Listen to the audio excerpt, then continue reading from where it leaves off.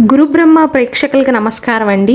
మన గురుబ్రహ్మ ప్రేక్షకులలో చాలామంది మా పేరు ఐ అనే అక్షరంతో మొదలవుతుందండి, మా లక్షణాలు అనేవి ఎలా ఉంటాయి, మా జాతకం అనేది ఎలా ఉంటుందో క్లియర్గా వివరించమన్నారండి. ఈ వీడియోలో నేను చాలా క్లియర్గా ఐ అనే అక్షరంతో ఆడవారి పేరు మొదలైన మగవారి పేరు మొదలైనా సరే వారి యొక్క స్వభావం అనేది ఎలా ఉంటుందో వివరిస్తాను. శ్రీ దుర్గాదేవి జ్యోతిష్యాలయం. మీరు ఇప్పుడు వరకు ఎక్కడెక్కడో జ్యోతిష్యం చెప్పించుకుని నిరాశ చెంది ఉన్నారా? అయితే ఒక్కసారి ఈ గురువు గారికి ఫోన్ కాల్ చేసి చూడండి. ప్రేమ, పెళ్ళి, ఉద్యోగం, రాజకీయం, విదేశీ ప్రయాణం, ధనం నిలకడగా లేకపోవటం, భార్యాభర్తల మధ్య గొడవలు, ఆస్తి తగాదాలు, అప్పుల బాధలు, స్త్రీ పురుషుల ఎలాంటి గుప్త సమస్యలకైనా ఎటువంటి సమస్యలకైనా ఒక్క రోజులోనే పరిష్కారం చూపుతారు. వీరు ఫోన్ నంబర్ 9542637206. ఇంట్రెస్ట్ ఉన్న వాళ్ళు ఎవరైనా ఏ టైంలోనైనా వీరికి కాల్ చేయవచ్చు. సాధారణంగా న్యూమరాలజీ ప్రకారం ఉదార స్వభావాన్ని కలిగి ఉంటారండి ఈ ఐ అనే అక్షరంతో పేరు మొదలైన వారు.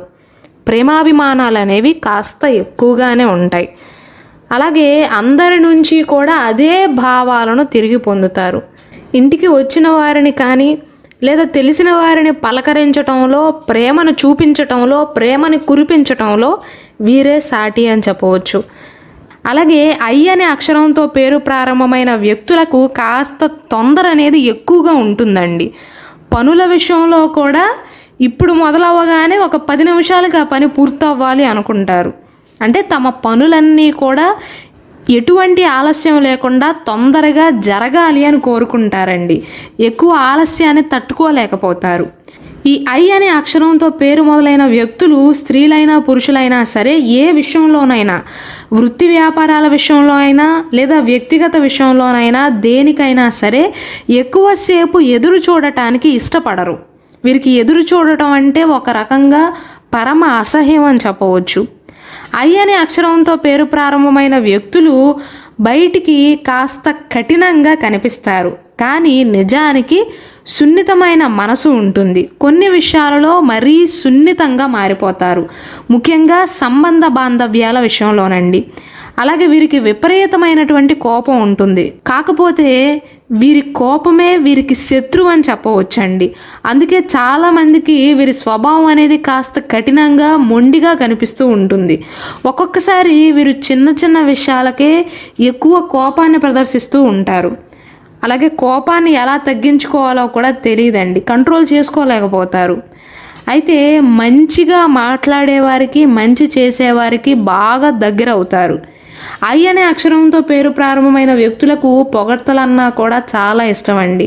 అయితే చెడు వ్యక్తిత్వం ఉన్నవారిని మాత్రం అస్సలు దగ్గరికి కూడా రానివ్వరు. వీరి మనస్తత్వం ఒక రకంగా కొంచెం వింతగా ఉంటుందండి. అంటే ఒక మాటలో చెప్పాలంటే ఐ అనే అక్షరంతో పేరు ప్రారంభమైన వ్యక్తులు వారి కోపాన్ని మాటల్లో చెప్పకుండా చేతల్లో చూపిస్తారు.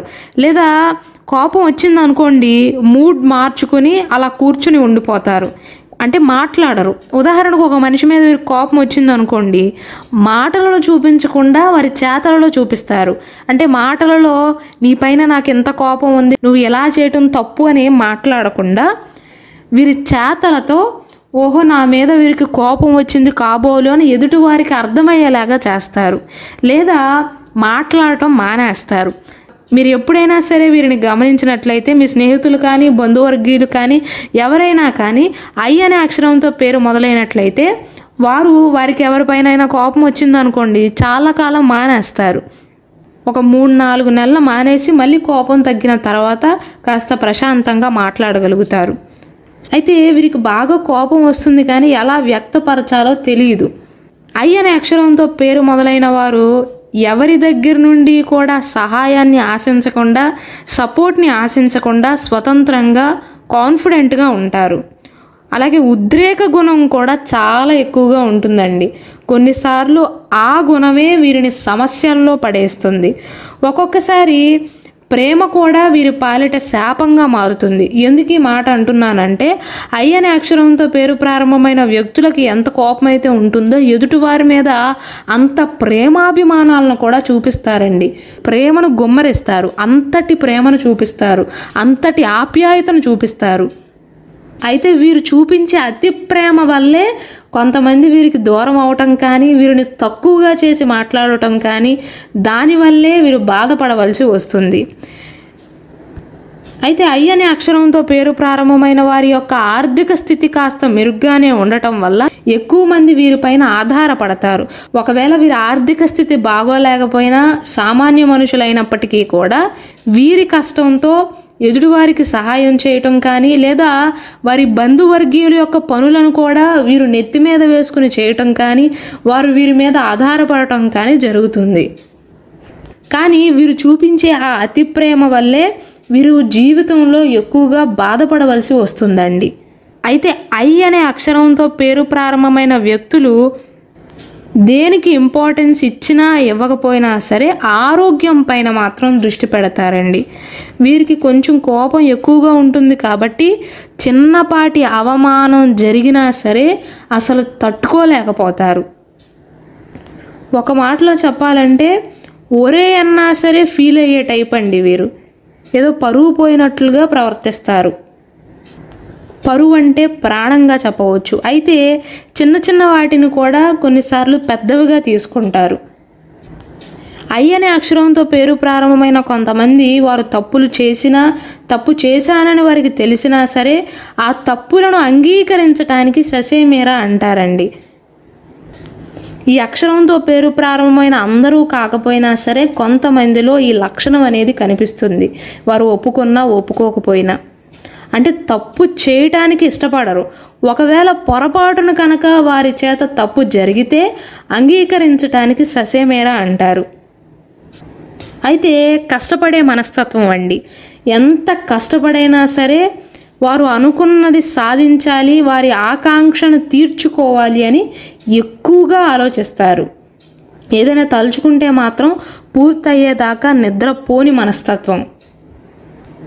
ఒక మాటలో చెప్పాలంటే ఐ అనే అక్షరంతో పేరు మొదలైన అమ్మాయిలైనా అబ్బాయిలైనా సరే, స్త్రీలైనా సరే వారి కుటుంబానికి ప్రధాన ఆధారంగా ఉంటారు. అదేవిధంగా అత్యంత ప్రేమ పాత్రంగా కూడా వారి కుటుంబ సభ్యులను చూసుకుంటారు, కాపాడుకుంటారండి. అందుకే వీరంటే కుటుంబంలో ఒక ప్రత్యేకమైనటువంటి గౌరవం ఉంటుంది. అత్యంత క్రమశిక్షణ కలవారుగా చెప్పవచ్చు, స్వేచ్ఛప్రియులుగా చెప్పవచ్చండి. స్వచ్ఛమైనటువంటి వ్యక్తిత్వాన్ని కలిగి ఉంటారు.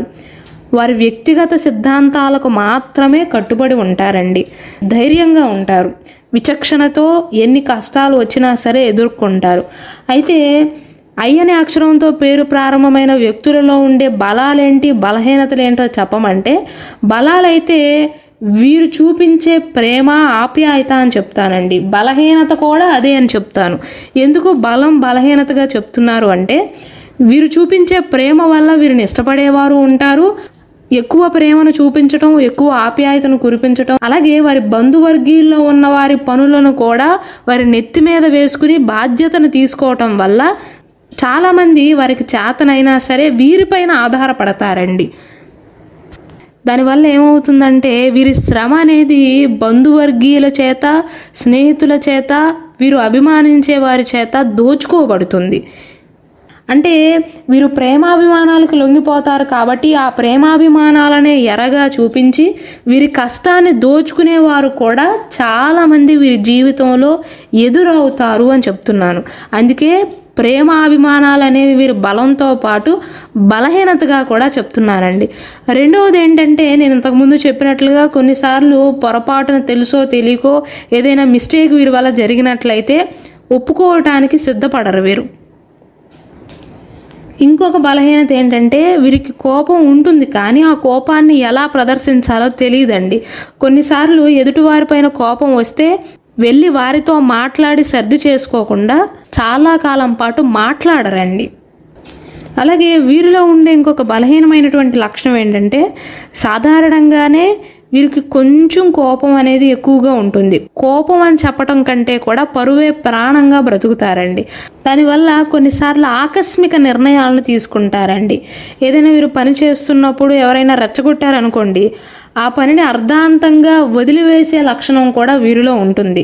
అంటే సహనం లేని వారిగా పేరు తెచ్చుకుంటారు. అలాగే ఐ అనే అక్షరంతో పేరు మొదలైన వారికి వారి బాల్యంలో అంటే చిన్నతనంలో ఆరోగ్య సమస్యలను ఎక్కువగా ఎదుర్కొంటారండి. దాని ఫలితంగా కొన్నిసార్లు అప్పటి అనారోగ్య సమస్యలే మళ్ళీ పెద్దయిన తర్వాత తిరిగి ఇబ్బంది పెట్టే అవకాశాలు ఉంటాయి.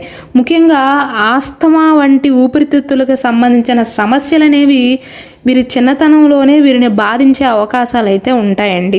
అలాగే మామూలు జ్వర సమస్యలు కానీ, కంటికి సంబంధించిన సమస్యలు కానీ, స్కిన్ అలర్జీస్ కానీ ఇలాంటివి ఎక్కువగా వచ్చే అవకాశాలు అనేవి ఎక్కువగా ఉంటాయి. కాబట్టి ఆరోగ్యం పైన అత్యంత శ్రద్ధ ప్రదర్శించాల్సి ఉంటుంది.